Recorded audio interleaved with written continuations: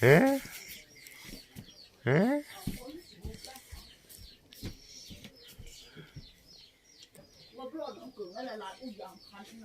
เป็ดมันตั้งแต่แกโล เอานั่น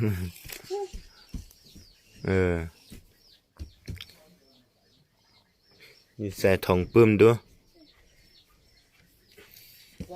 ว่าอยู่บนเรือล่ะ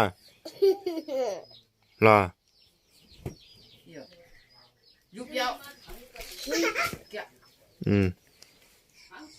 โกเลยหรือเปล่าผมปะแล้วโกเลยมันน่ะองแล้วมาไม่ใช่อย่างไม่ใช่อย่างsayang auch sayang มันมียังไงสบายดีเฮามาสลอนมาสิเนี่ย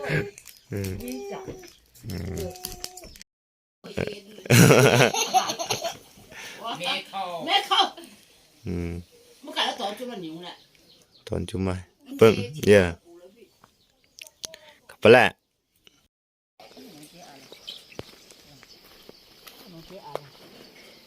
เจ็ดโยมมาไหวพี่นะไปส่งหลานไปพิจาร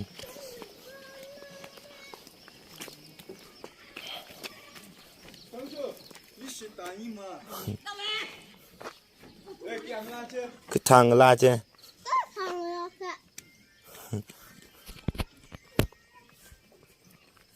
เอ้ยมาเอล่าเฮียนเล้าอันนี้มา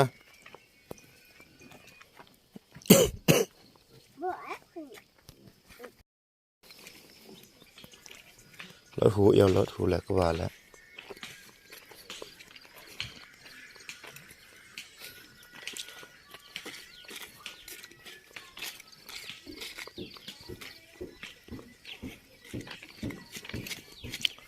ไปส่งหลานไปโรงเรียน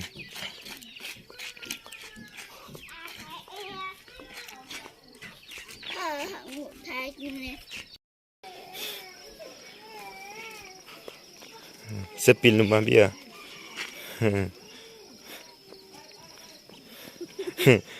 ไปเรื่องทุกคนเสียหุ่น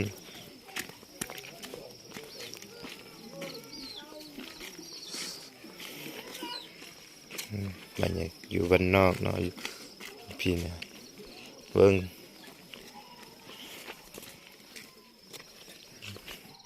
นี่มันลานซ้ายเป็นอายหักเฮียนเลยโยกวาดส้มกวาด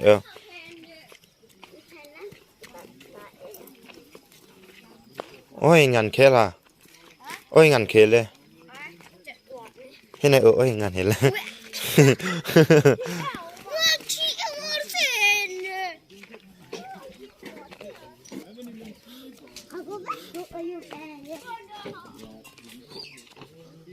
โอ้ยอันนู้นเบอร์ซื้อ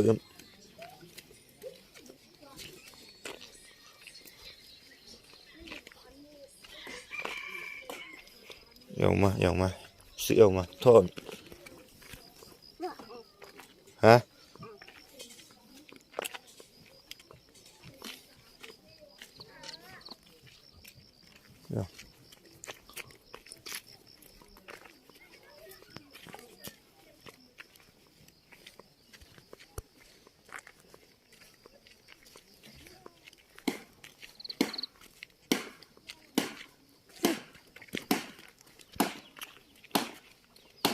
เจ๊ไปมาเช็คกันนะ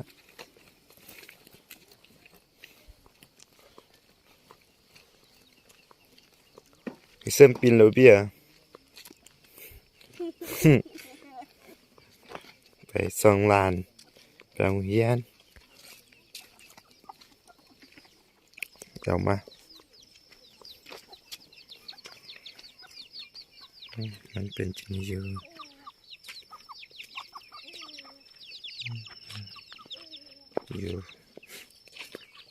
บ้านเนาะอยู่ให้รู้คอเดส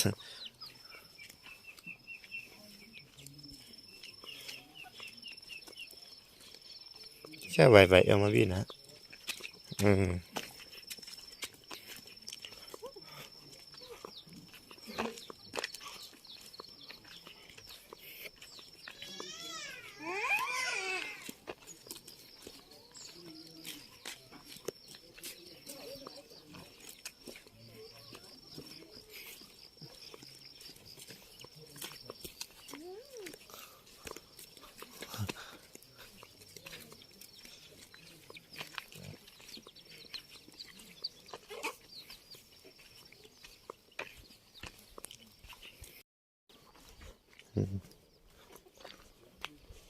ไม่หูเอาคู่อ่ะ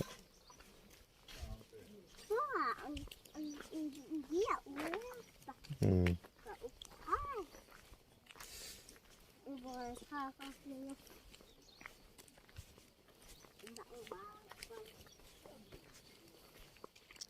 เส้นปิลาเบีย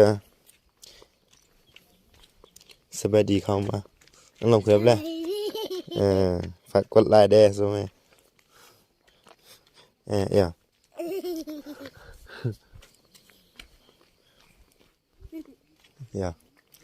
พูดองไปเหเดี๋ยวน้ำเหียนเด้อ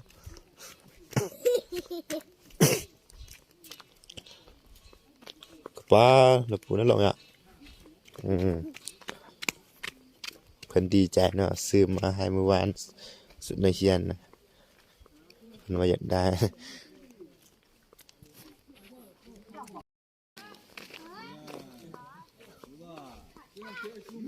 ฮะเจอหันลาเลยมึงกัดลาเจโหคือทางลาคือลาเจคือทางคือลาเจทงเฮียนลา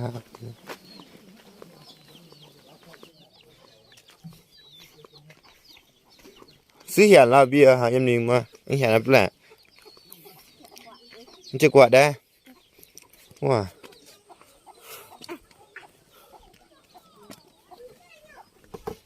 ฮอตพี่แล้ว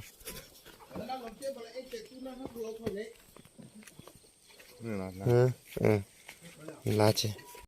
จะไปตักน้ำให้ครูไปตักน้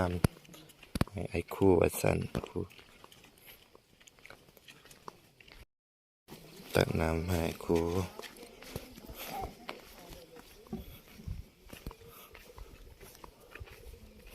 กาบอะไรพี่เหรอ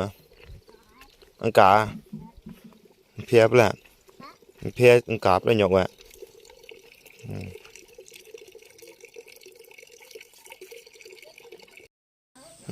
เจ้าจัดวันครูมือวัน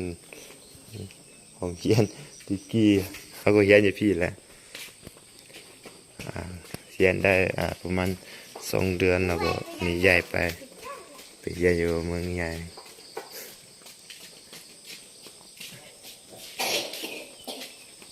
เจ้าจัดวันครูมือวันเจ้ายังบ่มานักเรียนมีแต่คนนึงมานะมื้อนี้นะเบียน้าก็มาห้องเรียนเนอะน้าก็มา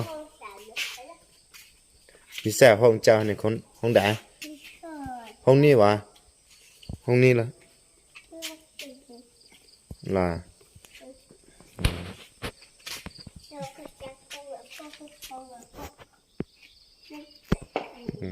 เออ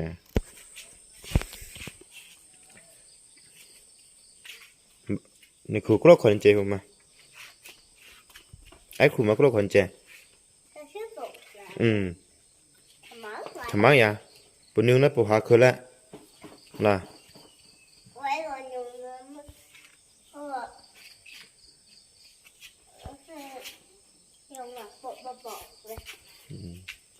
ทุกี้เขาก็เฮียนอยู่พี่แหละ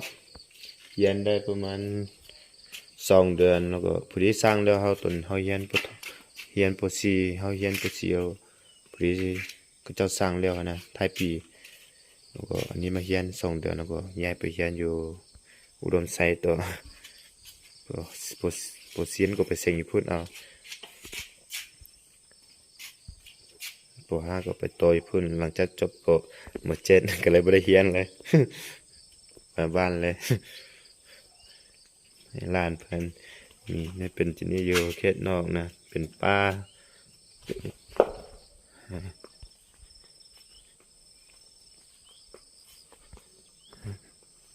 อยู่เขตนอกนี่นะ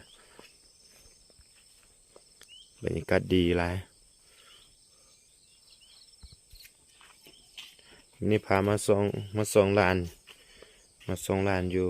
เฮียนเพิ่นว่ามื้อนี้บ่เฮียนเอาเฮียนว่าคือบ่เอาอยู่ความหาหลีแหละมันเจ็กระตุ้มหาหลีล่ะเดี๋ยวเอ้ยลาก่อนเด้อคำว่าบ๊ายบายคือปานเด้อบ๊ายบายลาก่อนสิแม่คลิปหน้าพบกันใหม่คลิปหน้าพบกันใหม่สิแม่คลิปหน้าแล้วเสิร์ฟได้ย่างแล้วเดี๋ยวเฮาเรามาก็บาดเจ็บสำหรับคลิปหน้าพบกันใหม่บ๊ายบายแม่บ๊ายบายจุ๊บ